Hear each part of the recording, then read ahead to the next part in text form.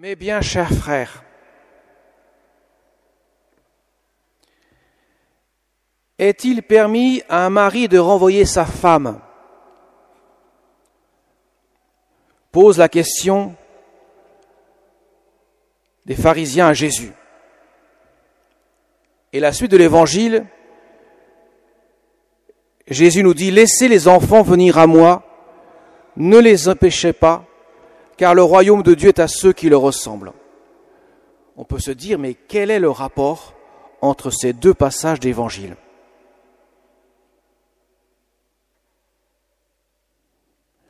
Eh bien, mes chers amis, Jésus loue la simplicité des enfants, la confiance qu'un enfant peut accorder dans un acte d'amour pur à ses parents. Il ne loue pas les bêtises des enfants, bien entendu. Si vous ne redevenez pas comme des enfants, vous n'entrerez pas dans le royaume de Dieu, dit Jésus aussi. Celui qui n'accueille pas le royaume de Dieu à la manière d'enfant, n'y entrera pas. Ça veut dire clairement que Jésus met en avant la qualité d'un cœur, du cœur d'un enfant. L'enfant se sait dépendant de ses parents. L'enfant a confiance en ses parents. L'enfant s'abandonne entre les mains de ses parents. L'enfant aime d'un amour inconditionnel ses parents.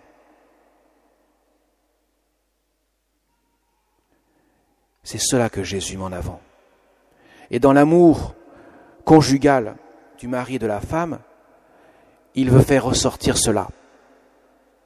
Parce que précisément, tout amour est fondé sur la confiance, sur l'abandon. Parce que les deux, l'amour de l'enfant comme l'amour du mari pour sa femme et de la femme pour son mari, sont fondés sur l'amour de Dieu.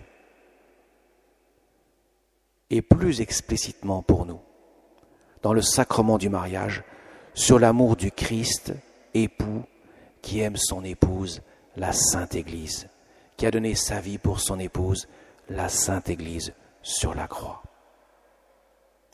Voilà le lien, l'amour. La définition de l'amour, Jésus la donne. Il n'y a pas de plus grand amour que de donner sa vie pour ceux qu'on aime. C'est le sens même de l'amour, du véritable amour auquel nous sommes tous appelés. Aussi bien ceux qui sont mariés, les enfants bien sûr, que les prêtres, les évêques, tout le clergé, toutes les vocations sacerdotales religieuses. Et justement, Saint Léger, s'il n'était pas habité par cet amour du Christ, cette confiance totale en lui, il n'aurait pas accepté le martyre. Sa vie fut une vie consacrée totalement à Dieu et pour le service de son peuple, puisqu'il fut évêque, après avoir été père abbé de cette abbaye. Il a donné sa vie pour le Christ, annonçant l'amour du Christ, même si en face de lui, il y avait de véritables assassins, notamment le fameux Hébrouin, le maire du palais de l'époque, qui correspondrait aujourd'hui au Premier ministre. C'était le temps des rois fainéants. C'était eux qui gouvernaient clairement la France. Enfin, le royaume en plusieurs contrées. Et Hébrouin en voulait terriblement à Saint Léger. Car Léger était un homme sans compromis. Il ne se compromettait pas avec le pouvoir. Il annonçait clairement l'amour de Dieu. Et il était au service de son peuple. Il l'a fait dans un amour total, comme le Christ aime son épouse l'Église, comme l'homme aime sa femme, comme la femme aime son mari. Dans cet amour de confiance, de don de soi, d'abandon. Et lorsque le prêtre est allongé, enfin le futur prêtre est allongé pendant l'éternité des saints, avant d'avoir l'imposition des mains sur sa tête, s'apprête à s'abandonner. Lorsqu'il est prostré, pendant qu'on chante l'éternité des saints, il s'abandonne. Seigneur, ma vie t'appartient. Je m'abandonne entre tes mains. Je vais renoncer à ma vie pour la tienne. Comme un mari renonce à sa vie pour son épouse, comme une femme renonce à sa vie pour son époux. Si je ne renonce pas, comment pourrais-je aimer en vérité ? L'enfant apprend à renoncer facilement. Il se sait tout entre les bras de ses parents, abandonné entre eux, dans ses bras, abandonné dans les bras de ses parents, dans une confiance. Ça ne dure pas malheureusement, mais il y a cette véritable confiance instaurée entre eux. Eh bien, Jésus veut nous dire cela. Mes enfants, redécouvrez la simplicité du don de votre personne. Abandonnez-vous. Faites confiance. N'a-t-il pas dit à Sainte Faustine dans les années 30 ? Fais imprimer sous le tableau de la miséricorde divine, Jésus, j'ai confiance en toi. Qu'a-t-il fait Jésus sur le bois de la croix ? Père, entre tes mains je remets mon esprit. Et avant, Père, que cette coupe passe loin de moi, cependant non pas ma volonté mais la tienne. Il s'est abandonné dans les mains du Père, entre les mains du Père.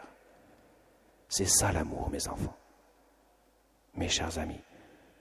L'amour, c'est un acte de confiance qui me conduit à m'abandonner et à accueillir le don que Dieu me donne pour le partager avec ceux qui m'entourent. Les deux poutres, la poutre verticale, l'amour que je reçois de Dieu, pour porter la poutre horizontale, l'amour que je donne à mes frères et que je reçois de mes frères. L'enseignement du Christ est absolument vital pour la vie chrétienne sur la profondeur, l'épaisseur de ce mystère qu'est l'amour. On ne peut pas vivre une vie chrétienne authentique s'il n'y a pas une culture de la charité qui passe nécessairement par une culture de l'humilité. Car les vertus, ce sont les habitudes que je mets en place dans ma vie. C'est comme je cultive mon jardin. J'enlève les mauvaises herbes pour laisser pousser les bonnes plantes. Il faut que j'entretienne mon jardin de mon cœur. Et c'est l'exercice de la culture des vertus. Nous en recevons 3 le jour de notre baptême, qu'on appelle théologales, parce qu'elles viennent directement de Dieu, infuser dans notre âme la foi, l'espérance et la charité. Mais pour les cultiver, il faut commencer par mettre en place l'humilité. Elle est nécessaire. Si je ne me reconnais pas en vérité de ce que je suis devant Dieu, comment pourrais-je grandir dans la foi, l'espérance et la charité ? Comment pourrais-je aimer véritablement ? L'humilité, ce n'est pas l'humiliation. L'humilité, c'est faire la vérité de ma condition de créature devant le Créateur. C'est tout l'inverse de l'esprit du monde, qui au contraire veut ou promet, mais une promesse vaine, d'élever l'homme comme son propre Dieu. Non, mes chers amis, la joie, le bonheur que nous pouvons avoir en ce monde n'est pas étranger au mystère de l'Évangile, même si elle passe parfois par des épreuves et des souffrances. Nous sommes faits pour cela. Nous avons été créés pour aimer. C'est ce que Jésus nous rappelle dans l'Évangile. Au commencement, quand il dit aux pharisiens, il en était autrement. L'homme quittera son père et sa mère, s'attachera à sa femme, et tous deux ne feront plus qu'un. Il veut rappeler, votre cœur s'est endurci. Voilà pourquoi Moïse vous a donné un acte de répudiation à faire. Mais votre cœur s'est endurci. C'est à cause de cela. Mais ouvrez votre cœur et redécouvrez avec la grâce de la croix, la grâce du mystère du salut, l'amour authentique qui passe par un don de soi. Donner sa vie. Il n'y a rien de plus grand, mes chers amis. Les martyrs, Saint Léger et tous ceux que nous pouvons fêter le manifestent avec une clarté saisissante. Ils ont aimé jusqu'à en perdre la vie. Mais l'amour qui habitait leur cœur les a sauvés. Jésus le dit, mieux vaut s'attacher à l'amour de Dieu qu'il nous donne en perdant sa vie, que de vouloir préserver sa vie à tout prix, mais au détriment de l'amour que Dieu nous donne, que nous refusons. Le jeune homme riche se présente à Jésus. Il pose la question essentielle. Que dois-je faire, Seigneur, pour avoir la vie éternelle? Que dit-il Jésus? Une seule chose te manque, une seule. Le reste, c'est très bien, mais une seule, et celle-ci est nécessaire. Elle donne sens même à tout le reste. Vends tout ce que tu as, donne-le aux pauvres, et suis-moi. Il était tellement attaché à ses biens, à sa vie terrestre, à son bonheur factice, qu'il n'en voyait pas la prison dans laquelle il s'était enfermé. Certes, une prison dorée, mais enchaînée. Son cœur était enchaîné par l'argent, par la possession des biens.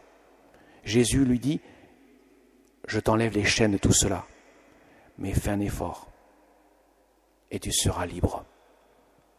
Tu seras heureux. Mais lui, nous dit l'évangéliste, il repart tout triste. Il repart triste parce qu'il n'est pas content, parce qu'il n'a pas trouvé le bonheur. Il est triste parce qu'il n'a pas su saisir la main du Seigneur.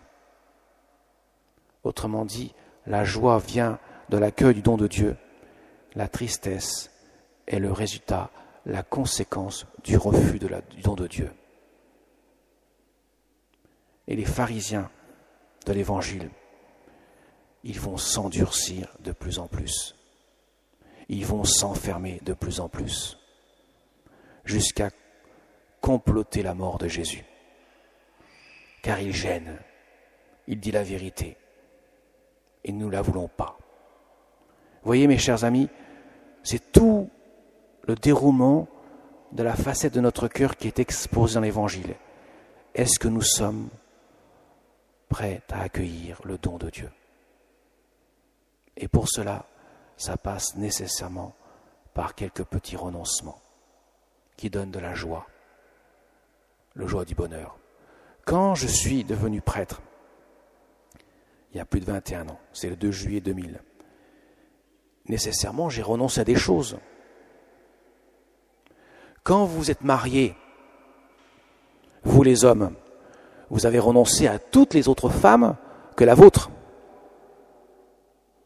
Ça fait des millions, sur la terre. Et vous, les femmes, vous avez renoncé à tous les hommes que votre mari. En dehors de votre mari. Ce qui veut dire que vous avez fait des renoncements. Mais vous avez renoncé pour un plus grand bonheur. Voilà ce que Jésus nous enseigne. Et je terminerai par la Vierge Marie.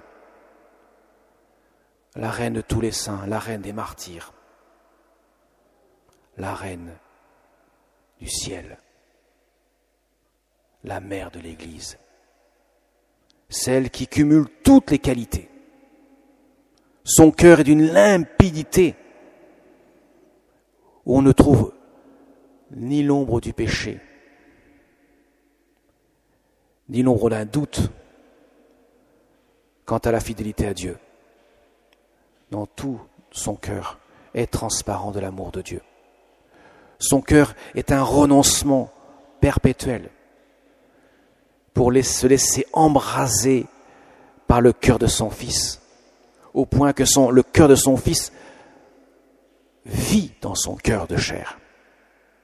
Elle en fera d'ailleurs l'expérience lorsque Jésus sera traversé par le glaive du soldat. Elle-même ressentira dans son cœur le glaive du sang de douleur qui va traverser son cœur. Cette intimité entre elle et son Fils, c'est le fruit du renoncement de toute sa vie pour un plus grand amour. Elle avait compris, comme le dira Jésus à Sainte Catherine de Sienne, « Fais-toi capacité, moi je me ferai torrent. Tu n'es rien, moi je suis tout. » Et elle l'a dit elle-même, « Je suis l'humble servant du Seigneur. Le puissant vit pour moi des merveilles. Saint est son nom. » Amen.